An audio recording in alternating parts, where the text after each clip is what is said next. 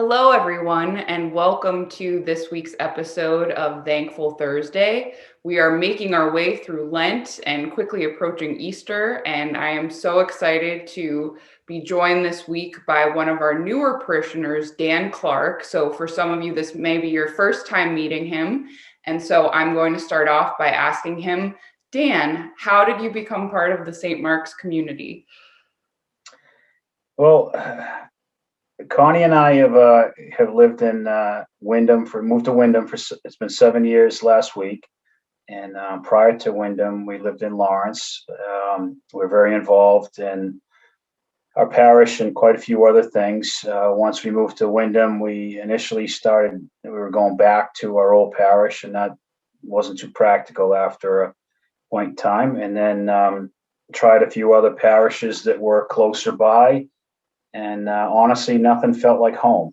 And so we had a little bit of a spell in between that honestly was consumed by some elder care at home with Connie's mom and then my dad.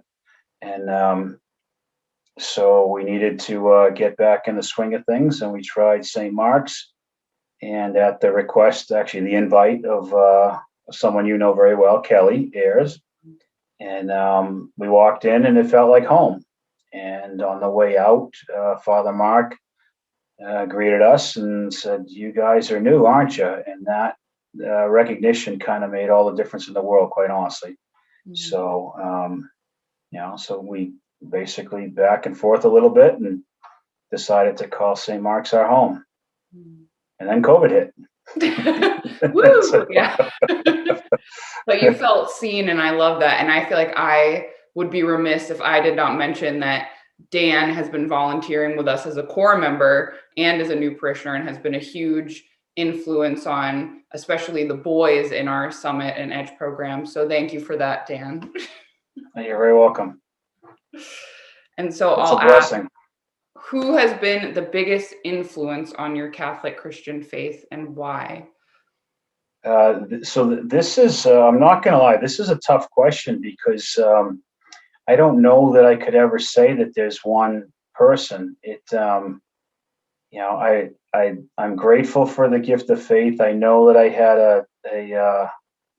had some sort of calling, some level of faith when I was young, grade school young, and then there's always been that person. In eighth grade, it was Sister Mildred, who, I was her favorite altar boy and got all the good masses, but I also spent a lot of time after school for my mouth. So she got me to the next step in high school, thinking about this question, our principal and a few of the brothers at Central Catholic, but one conversation in particular, when I was a senior, just someone pulled me out of class and took me for a little walkabout around the school and helped me with a redirect and pointed some things out, and again made all the difference in the world. And it's kind of funny. I was thinking about this, and not to brag, but just kind of to prove a point that God will use anybody. I received a Christian Leadership Award as a senior. And spent my last week of high school in detention. So that tells you, so just proof positive that God can use and will use anybody if you're willing. Jump forward as an adult, there's just always been that one person that just shows up, whether they send me a book to read, or it's a phone call, or it's a prayer, or it's an invite, jumping forward into the here and now, an invite to take part in the parish and to serve. So it's really beautiful journey. There really is no one person. It's really more of a canvas that's been woven together, a tapestry.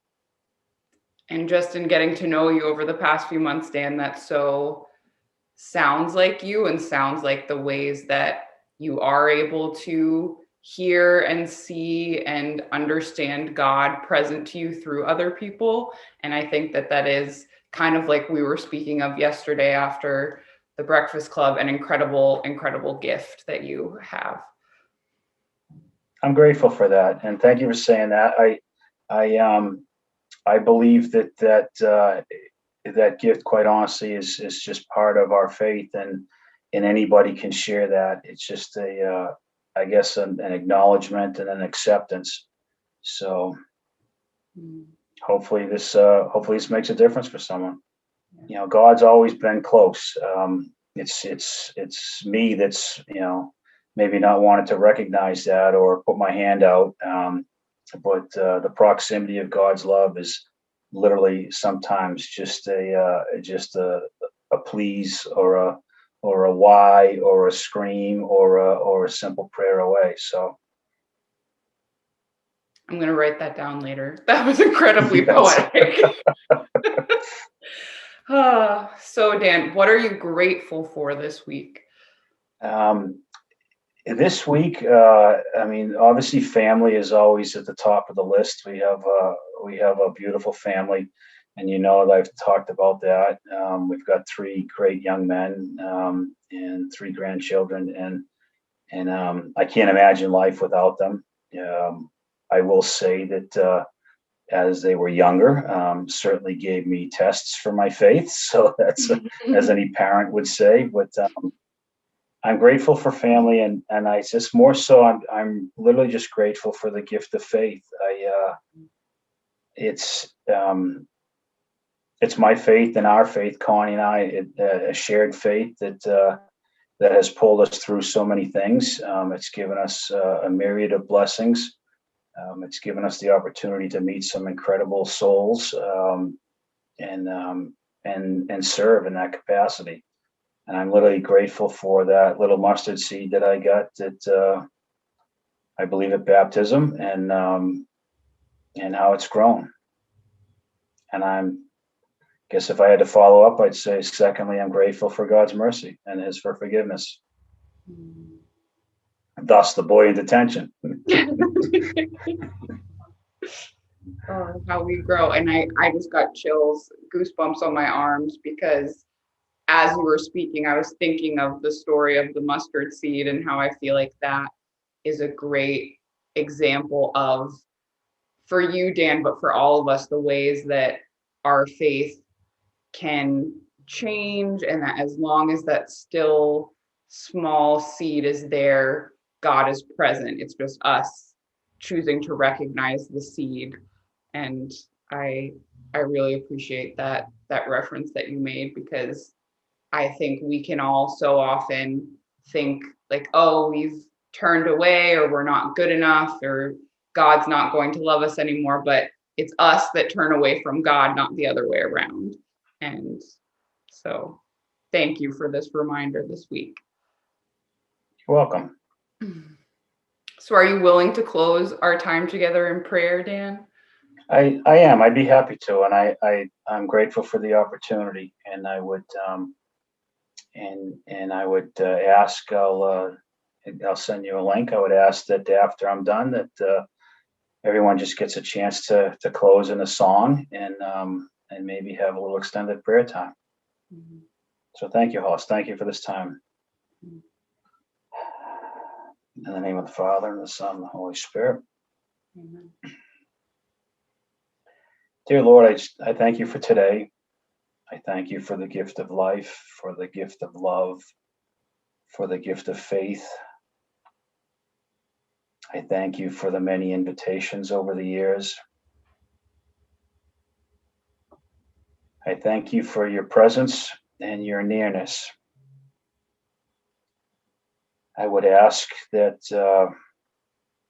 on this day that we pray for those that have no one to pray for them, that we be mindful of those that are lonely, that we look for and encourage those that have no self-esteem, that feel that they have no worth.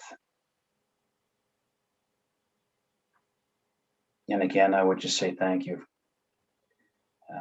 I offer this prayer up in the name of our brother and your son, Jesus. Amen. Amen. Thank you, Dan, so much. That was beautiful, a truly beautiful. You're welcome, Hollis.